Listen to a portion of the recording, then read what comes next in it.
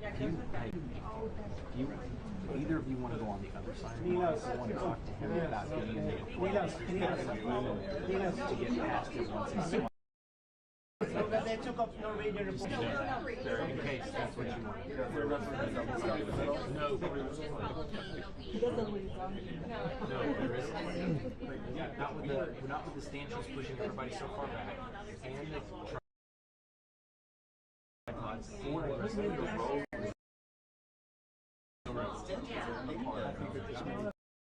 It's just no room. Yeah, you go ahead. Make sure give me a heads up before you jump up there.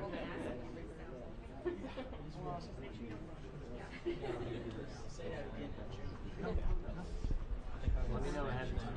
Just let me know ahead of time.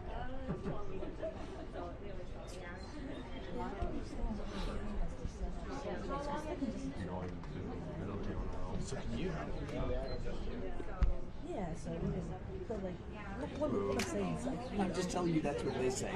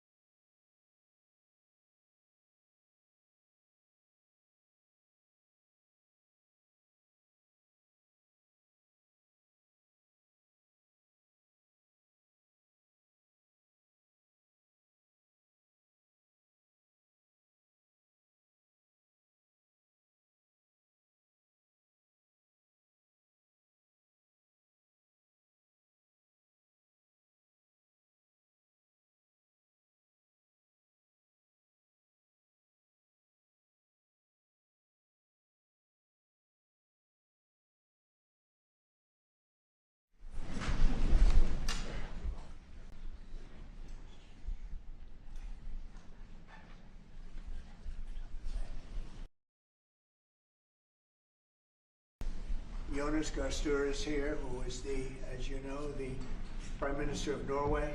He's a great gentleman, highly respected, beloved in his country. And we've had talks on the war with Ukraine and Russia and trade. We're doing very well, I think, on both. We've had some pretty good movement in every respect. The war is very important that it ends with, I used to say, 2,500 people a week dying, young people, mostly soldiers from Russia and Ukraine. And we want to end that war. We want to end it quickly. And I think we've made a lot of progress. And we'll see what happens. This next few days is going to be very important. Meetings are taking place right now. Additionally, we talked about trade, and we will definitely, we get along very well on trade. We'll do something, but I think the Prime Minister knows that over the years, the United States has been very good to a lot of people, and it's time for us to benefit also. So we're going to have a good relationship on trade, and we discussed other things also. But Mr. Prime Minister, it's an honor to have you at the White House. Thank you very much. Well, thank you, Mr. President. This year is 200 years since the first immigration from Norway to the U.S. We come here early in your term. Appreciate that you take time. We have highlighted that very close cooperation. We are allies. We look after security in the north, in the Arctic. A lot of confidence between our services. We have discussed in detail the war in Ukraine. I have saluted the President for his initiative to make progress towards something that can be a ceasefire and an end to this terrible conflict. It is a complex picture, but it needs political will and push, and we have exchanged ideas on that. And then I think the President and his team have been open to hear our perspectives. And on trade, we have also emphasized that we can benefit, both of us, by trading. We can be complementary, and we can find good solutions. But first of all, I appreciate, Mr. President, the spirit and the tone of this conversation, which has been a confirmation of a very strong partnership. Thank you very much. Appreciate it. Any questions? Can I ask you first, Mr. President, have you spoken about the tariffs that you want to impose on Norway? Is there a chance that you can lower? We spoke about trade, and we understand each other very well. I think we'll have no problem. You think that you will get an agreement? I think we'll have no problem whatsoever with Norway. Mr. President, did you discuss a possible visit to Norway? Did you discuss a possible visit for President Trump to We Norway? didn't, but I love it. I mean, I've been there, and it is a beautiful place. They have. But I told the President that, you know, he is receiving us early in the term. He's welcome to visit Norway. We would like to have him, and it will be another way of emphasizing this strong friendship. Mr. President, Norway has been a staunch supporter of Ukraine since the Russian invasion in 2022. Has something been discussed here today that may have altered your views on things? No, we want to, very simply, I have no allegiance to anybody. I have allegiance to saving lives, and I want to save a lot of lives. A lot of young people, mostly young people. It's the war. It's the soldiers, and if we can do that. Also, as you know, I got started because the money that's been spent on this war is insane. It should have never happened. And it would have never happened if I were president. But Biden spent $350 billion on this, and it's a shame. And that's what got me involved. And then I looked at, and I see the results. It's horrible. It's a killing field. 5,000 soldiers a week on average. And we want to stop that. We both want to stop that for a lot of reasons, but I would say that is my number one reason. Do you think that Russia, that we will get Russia to accept a deal that also Ukraine and Europe is willing to accept? I think so, yeah. I do. I believe they will accept, and I think we're going to get this over with. I hope so, soon. Continue to lack support from NATO allies in your goal of obtaining Greenland. How will you proceed if you don't get that support? Well, Greenland's going to be interesting, but that's for another day. I think we need that for international peace. What are you expecting of your and if allies? you don't have that, I think it's a big threat to our world. So I think Greenland's very important for international peace. Yeah, please go ahead. Mr. President, this morning in a Truth Social post, you used the words Vladimir, stop. That seemed like a slightly different message or personal message. What is your level of frustration with President Putin? I didn't like last night. I wasn't happy with it. And we're in the midst of talking peace, and missiles were fired. And I was not happy with it. That's what I meant, and that's, you know. Mr. What President, I assume that's what you mean. Sorry, Yeah. if the bombs keep falling, will you consider additional sanctions toward Russia, or what will you do if President Putin I'd does rather not answer that respond? question in a week. I want to see if we can have a deal. No reason to answer it now, but I won't be happy. Let me put it that way. Things will happen. Mr. President, why are you not putting more pressure on Russia? I know a lot of Europeans. Putting a lot of pressure. You don't know what pressure I'm putting on Russia. They're dealing. You have no idea what pressure I'm putting on Russia. We're putting a lot of pressure. Can you maybe tell us then what kind of We're pressure putting are a you lot putting of on pressure on Russia, and Russia knows that, and some people that are close to it know, or he wouldn't be talking right now. The Prime Minister understands that better than anybody. He wouldn't be talking right now. He's talking, and we're putting a lot of pressure. I think he wants to make a deal. We're going to find out very soon, but it takes two to tango, and you have to have Ukraine want to make a deal too, and they're being hit very hard, and I do believe they want to make a deal. Mr. Prime Minister, if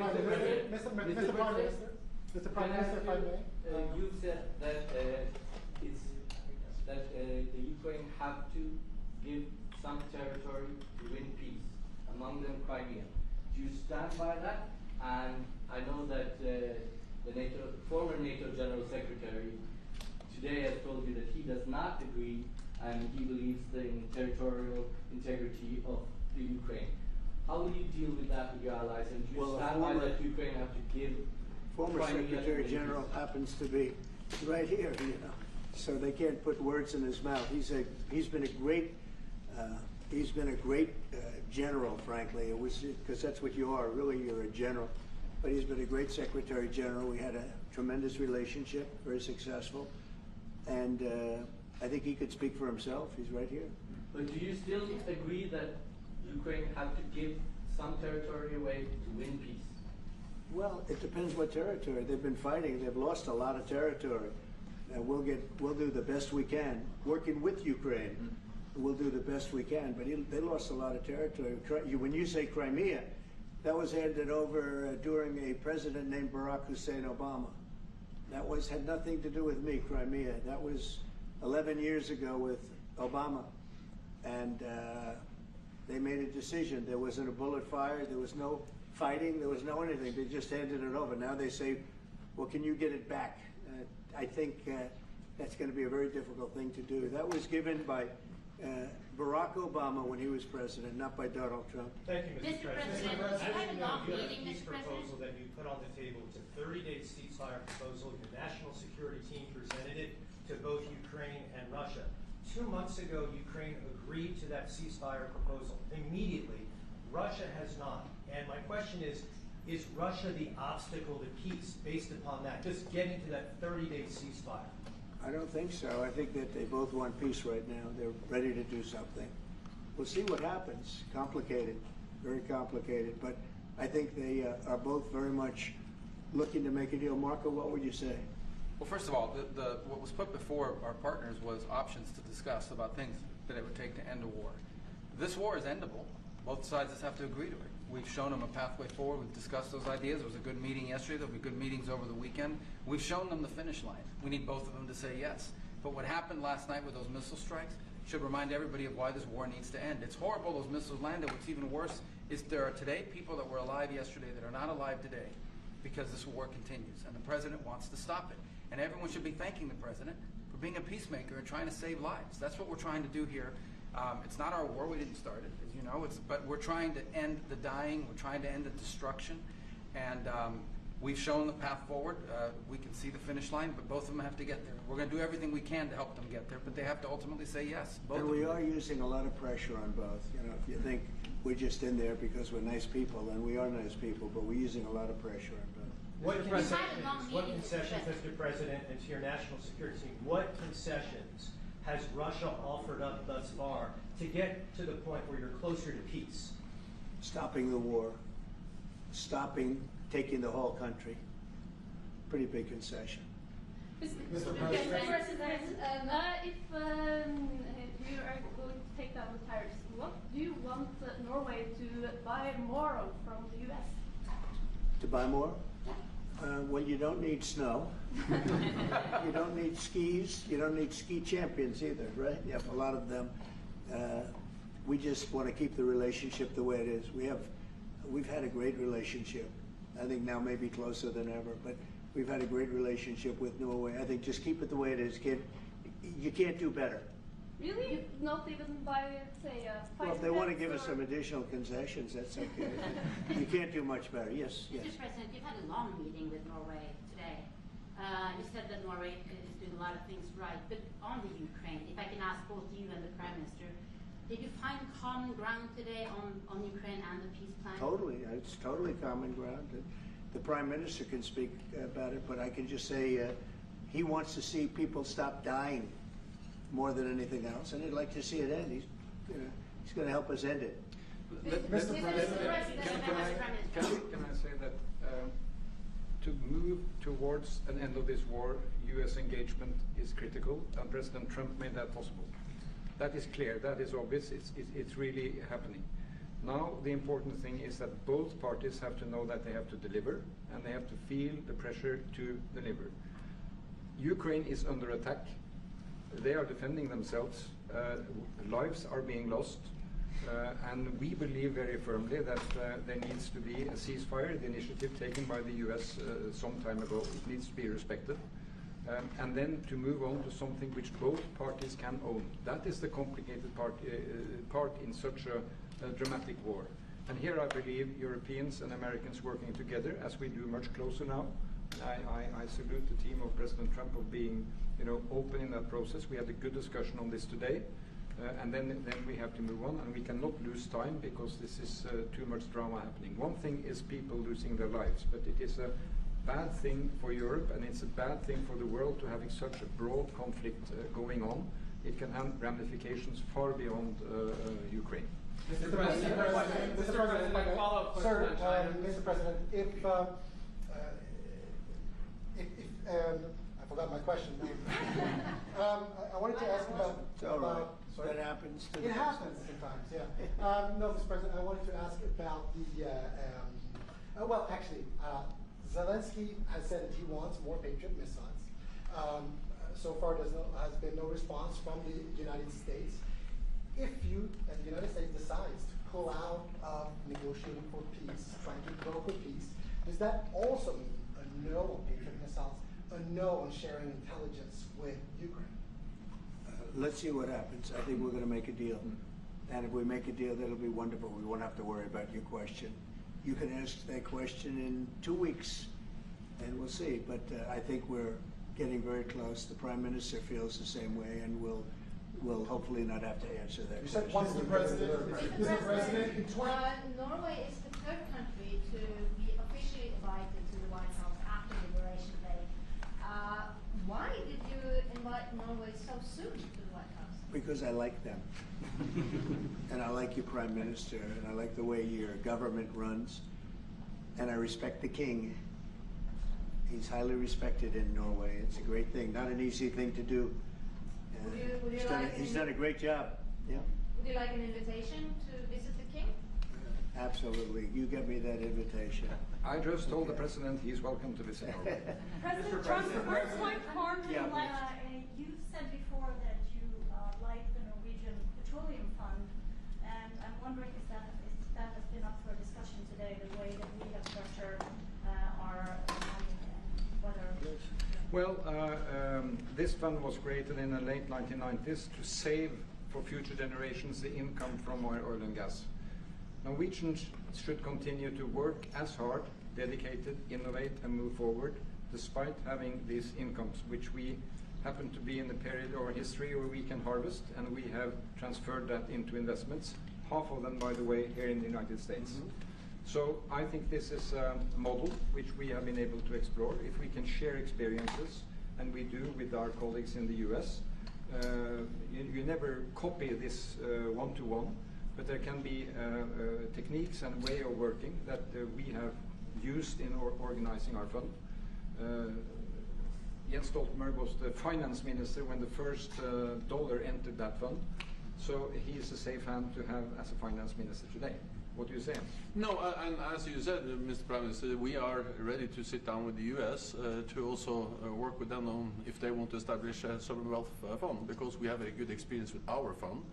And I think that one example of how we work together with the United States is that half of the fund, close to $1 trillion US, are invested in the United States, mainly in equity, but also some in fixed income, including government bonds. So this is an expression of trust in the United States, expressed by the strong investment of the sovereign wealth fund.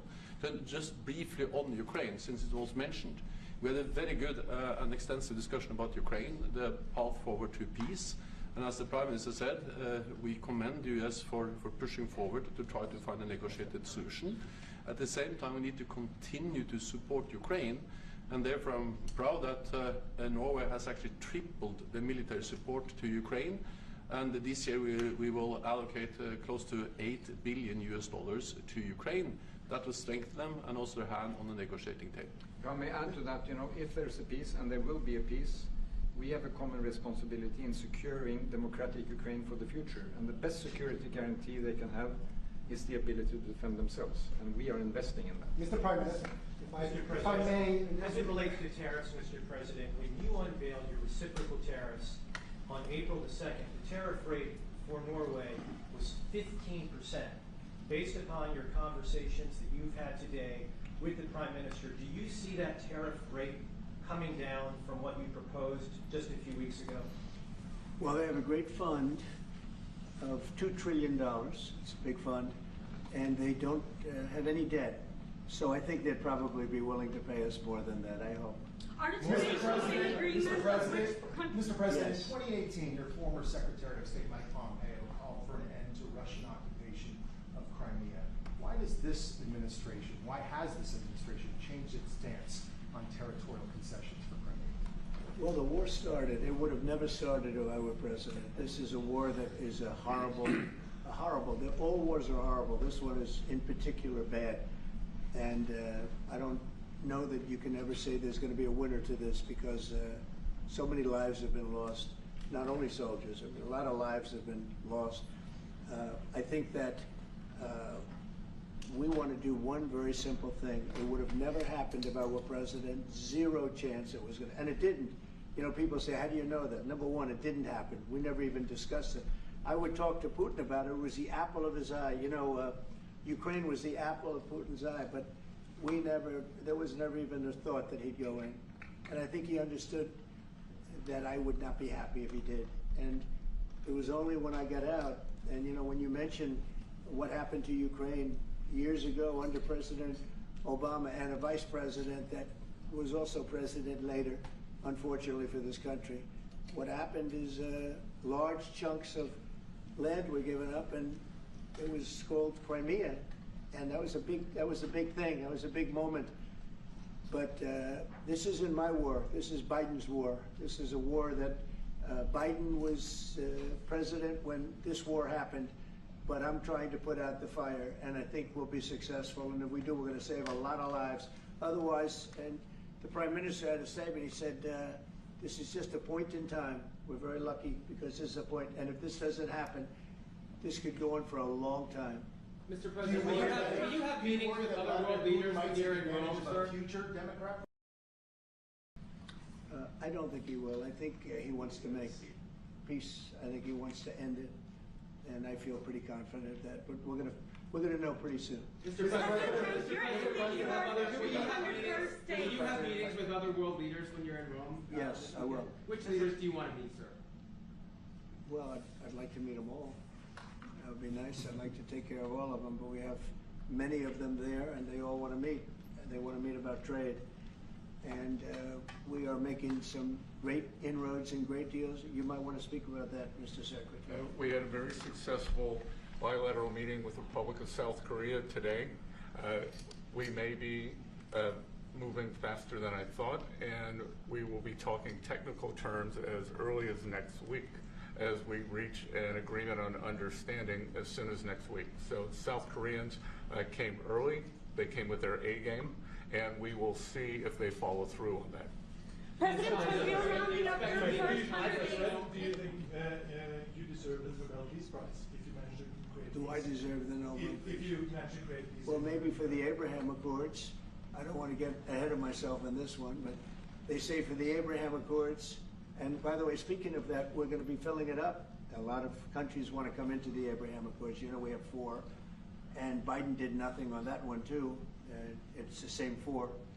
But they're great countries, and they were brave doing it, and it's worked out very well. And we're going to be filling up the Abraham Accords. They're going to be, I think, filling it up very rapidly. Mr. President. Could you say something about that? There's great, enormous opportunity to grow the Abraham Accords. But I would just point to one thing. Of all the leaders in the world today, no leader is working harder to prevent wars or end them than President Trump is right now. I mean, that's why we're talking to Iran. That's why we're engaged with Ukraine and Russia. It's the desire to prevent these wars from breaking out and to end the ones that exist already. And again, I just think it's tremendous for our country to be led by a president who desires to bring peace and establish peace and protect peace. So it's hard work. Mr. President, Marco just mentioned something that maybe we should talk about for just a second, if we could, Mr. Prime Minister. And you're involved in it too, because you've been involved in the world and peace. But I think we're doing very well with respect to Iran, and we're having very serious meetings. And there are only 2 options, and the one option is not a good option. It's not a good option at all. And I think we're doing very well on an agreement with Iran, but that one, we're doing a lot of things, I will say, but that one is well on its way. We could have a very, very good decision, and a lot of lives will be saved. Mr. President, on the economy, there was a slowdown. Mr. President, on the economy, there was a slowdown as it relates to home sales in the month of March, the slowest pace since 2009. Is that an economic indicator, and perhaps the Treasury Secretary can weigh in on this as well, is that an economic indicator that concerns you about the broader U.S. economy? No, they had very good numbers on housing today, extremely good numbers, and that's despite interest rates, because, you know, if you look at what happened, everyone said, oh, I said I was going to get prices down. I did. Energy just hit $1.98 in a couple of states. It's way down. Energy's down, and we're about $64 a barrel. When I came in, and we were looking at $89, $90, $95. And by the way, that helps us solve the war too. Having you couldn't get them, so we just had a big Easter egg hunt at the White House. Thousands and thousands of eggs, and the price was down 87%. So we did a great job. Housing is doing very well. We should lower interest rates. That's the Fed. I hope they lower interest rates. That's a smart thing to do. Be ahead a little bit, although already it's a little bit late. But in the end, we just have a great country. We have a very strong country, and we have every other country. I can't think of one country that doesn't want to negotiate a deal. And they either negotiate a deal or we set a deal that we think is fair. Because we don't have to go through all of these. It would be physically impossible. You know, you have so many people that really understand it, which is a very small group of people here. And we are going to, at some point, just set prices for deals. Some will be tariffed. Some treated us very unfairly. They'll be tariffed higher than others. But we've been ripped off for many, many years. The United States has been ripped off like no country probably in the history of the world has been ripped off for 45, 50 years.